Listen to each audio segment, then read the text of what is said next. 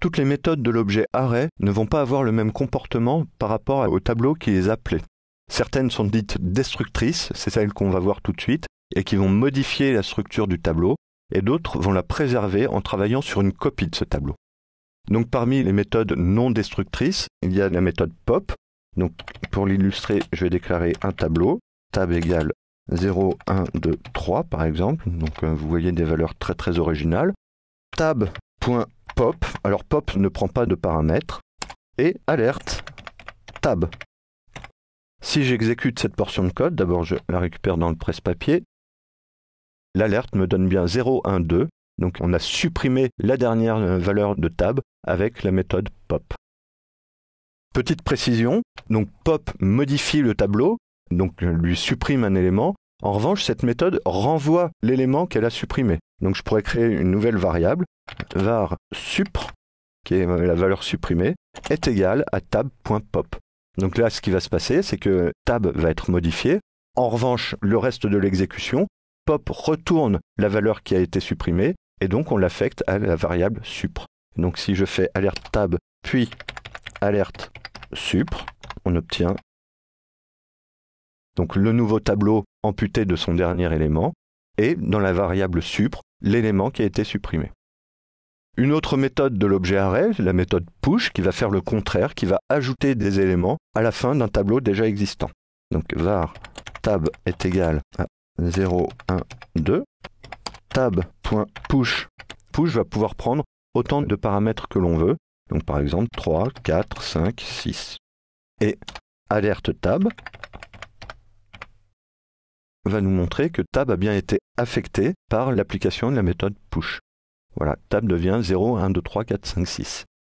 Alors au passage, si on essaye d'affecter le résultat de tab.push à une variable, var i est égal à tab.push, alerte i,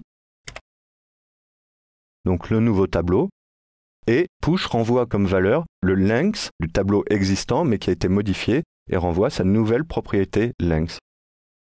Une autre méthode de l'objet array qui aura un impact sur la structure du tableau initial, donc var tab est égal à 0, 1, 2, 3, 4 cette fois-ci, c'est la méthode reverse qui va permettre d'inverser l'ordre du tableau.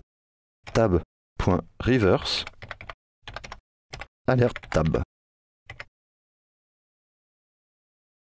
Et donc on voit que les éléments ont été inversés, que le dernier est devenu le premier, etc. Donc 4, 3, 2, 1, 0. Et si on essaye de récupérer le résultat de reverse dans une variable, var i est égal à tab.reverse, alerte i, on voit que reverse renvoie le tableau qui a été modifié.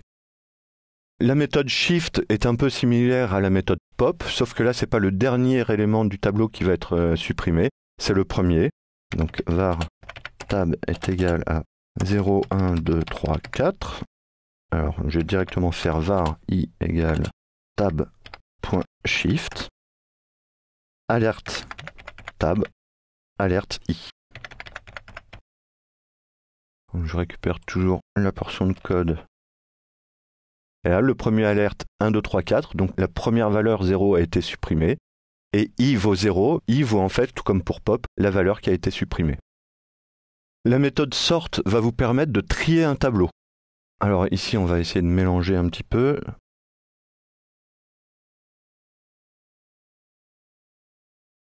Donc sort va trier le tableau sur lequel elle travaille et retourner le tableau trié, donc au final le tableau d'origine. Alors petit point particulier sur la méthode sort, elle peut prendre en paramètre une fonction, une référence à une fonction qui va effectuer un tri spécifique. Par exemple, là, dans le cas qu'on a vu, CTRL-V, c'était pas trop grave puisque l'ordre alphabétique correspond aussi à l'ordre numérique. Mais si on a, par exemple, 1, 2, si on rajoute derrière, 12,35, on va voir que 35 passe avant 4, que 12 passe avant 2. Donc c'est trié dans l'ordre alphabétique en considérant que tous les éléments sont des chaînes de caractères. Donc c'est un peu perturbant, c'est un peu gênant et ce n'est pas nécessairement le comportement que l'on attend. Donc on a la possibilité de passer en paramètre une fonction qui va permettre d'affiner le tri, mais par défaut, donc elle trie les éléments en fonction de leur représentation chaîne de caractères. La méthode splice est un petit peu particulière parce qu'elle va permettre de faire deux choses quasiment simultanées. Elle va permettre, dans un premier temps, de supprimer certains éléments d'un tableau en fonction de leur rang et d'en ajouter d'autres si c'est indiqué. Alors, elle peut avoir autant de paramètres que l'on veut. Le premier paramètre sera l'index du premier élément à supprimer, donc moi je vais mettre 2. Le deuxième paramètre va être le nombre d'éléments qu'on veut supprimer, donc je vais en enlever 2. Et ensuite, à la suite des paramètres, vont s'ajouter les éléments qu'on veut injecter à la place de ceux qu'on vient de supprimer. Donc par exemple, je vais mettre 2A,3A et je vais obtenir avec ce code donc le nouveau tableau. Donc 2 a été remplacé par 2A, 3 par 3A. Et cette méthode splice retourne les éléments qu'elle vient de supprimer. Alors tout comme on avait vu le complément entre la méthode pop et la méthode shift, il existe la même chose avec push. Le complément de push, c'est unshift. Alors unshift va permettre d'ajouter les éléments qui sont passés en paramètres, non plus à la fin du tableau, mais au tout début du tableau. Donc par exemple, là je vais mettre -1, -2, -3.